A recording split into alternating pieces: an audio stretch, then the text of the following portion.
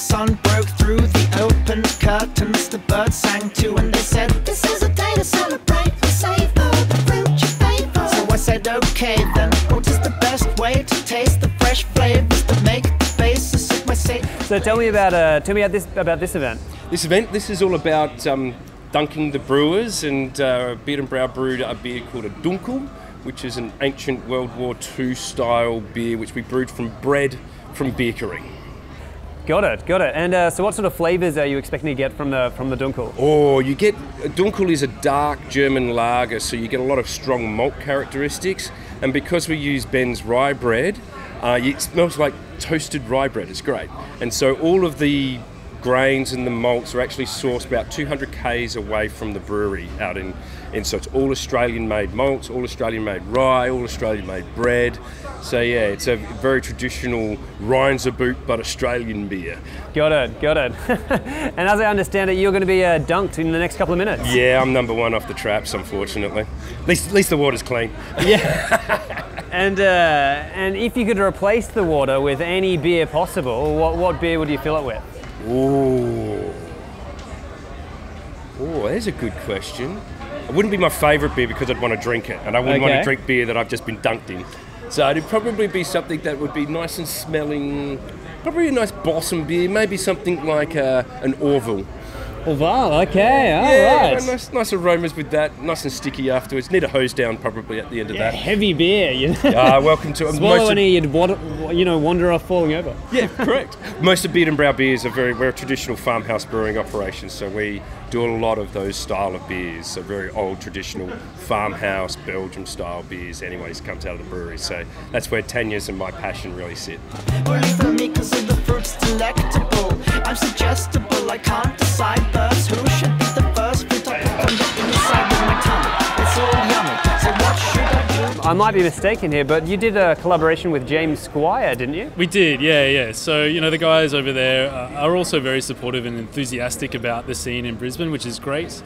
They seem to understand the sense of camaraderie that already exists within the industry in Brisbane. And they were keen to do something, and we really wanted to do something with them. And I think, we sat down one afternoon and had a beer together and nutted out a few different ideas, and we came up with doing a black and tan. That way we could make one beer at their brewery and one beer at our brewery, and then at the taps you mix them together, and we thought that was a really nice way to showcase each different venue, I guess. Yeah, definitely, and really great that a large brewing company like James Squire is willing to collaborate with a smaller group. I mean, there's a bit of a divide sometimes between the micro and the macro breweries, but I think this is just bringing the community together a bit. Yeah, look, I think that divide's probably largely in the heads of most people who don't really know the intricacies of the industry. I think most people who are brewers and run venues and stuff like that realise that both sides need each other. The craft brewing industry as itself can't satisfy the market that's out there already at the moment. We also have a lot to learn in terms of process technology and all that sort of stuff, and those guys can do all of that sort of stuff, and they need to learn maybe how to create a sense of uniqueness in their product as well.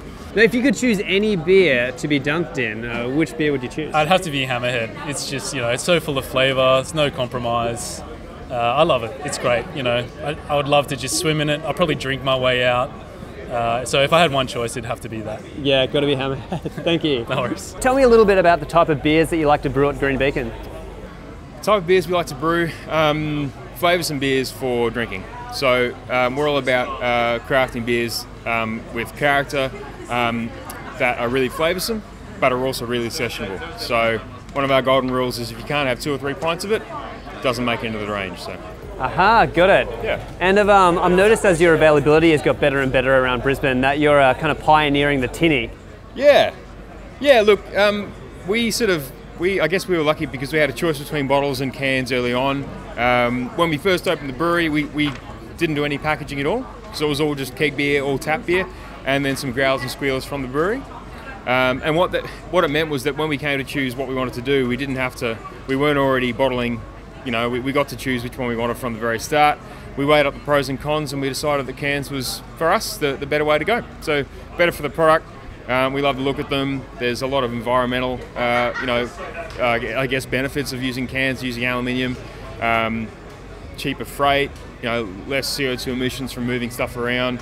There's a lot of benefits, yeah. Yeah, and I think there was a little bit of stigma, a while back, a few years ago, the can wouldn't have been as in trend, I guess, as it is today. Yeah. You kind of associate it with your 4X tinnies, but I think that's changing now, and it's a lot more acceptable, and as you said, better for the beer itself to be in a tinny. Yeah, look, it is changing. You'd be surprised. I mean, I think within craft circles, it's pretty popular. It's it's the hipsters drinking, Pabst Blue Ribbon and stuff like that. It's become cool again. But I think certainly mainstream Australia, there's still a fair bit of a stigma with cans. But I mean, that's the thing about it. We're in the business of selling craft beer, which is it's something that we have to open people's minds to anyway. So to get them, instead of just drinking Tooheys New or VB or whatever they've always been drinking, and saying, hey, try something different. So we're doing that all the time, and we're in the business of changing people's minds about beer. So the package at the end of the day is only a small little extra step. So if you could choose any beer to be dunked in, what beer would you choose? To be dunked in.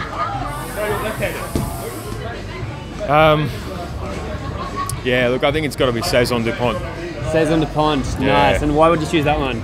It's a bit of a desert island beer for me, so it's sort of it fulfills a lot of things that I love about beer. So it's refreshing, but it's complex. It's flavoursome, but it's a very Moorish beer as well.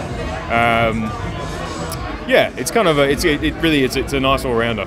They said the greatest way to make the flavors flow forward is to count it all up to make the fruit salad.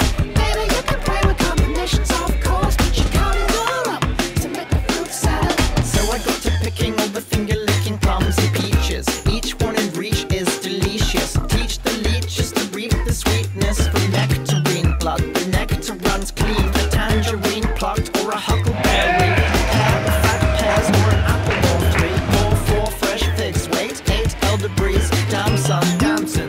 How do you feel, Gavin? Great, wet, very wet. A little cold when the breeze comes too. Yeah. So tell us a little bit about Croft Brewing. So I started about 8 months ago, middle of last year. It's a gypsy brewing company. I basically produce my beers at other people's facilities when their tanks are available. Package it up, get out of their hair, and then sell it around town. Excellent, and I believe you've got a beer on tap here today. Yeah, it's an American wheat cross Belgian wit. It's called the Summer Smasher. Getting into the last days of summer now in Brisbane. Yep. It still is quite warm when you're in the sun. So I wanted to do something that was very refreshing. It's a mid-strength beer, 50% wheat. It's got a lot of American hops and a clean American ale yeast. But then it's also been spiced with lemon peel, lime peel, and mandarin peel for a bit of a citrus kick. Nice. It's whenever I hear about a sort of summer ale brewed with a high percentage of wheat, I just fall back onto Pacific Ale. That seems to me, it's like the quintessential version of that summer beer. And I think a lot of people are following that formula, and it's one that seems to work really, really well. That sort of wheat content, I think, really gives something to it. Yeah, that's right. Wheat as a grain is delicious. Like it gives a little bit of a tart, spicy character, so it's quite refreshing. You just can't use a whole lot of it because of modern, because of the way brew houses are constructed. You need the husk from barley, so about 50% is the most that we can handle generally. Yep, okay. And in terms of your personal preference, if you could swap out the water of that tank for any beer of your choosing, what beer would it be? Well, on an event like this where people are really trying to see you suffer in there, it'd probably be something like an Imperial Stout or a big rich Scotch ale, something where you fall in and your eyes kind of stick to your eyelids, and it all goes up in your nose hair, and something painful, I reckon. Seeing as you just got dunked, that's a pretty sadistic choice, but I suppose you get the pleasure of seeing others get dunked. Yeah, that's right.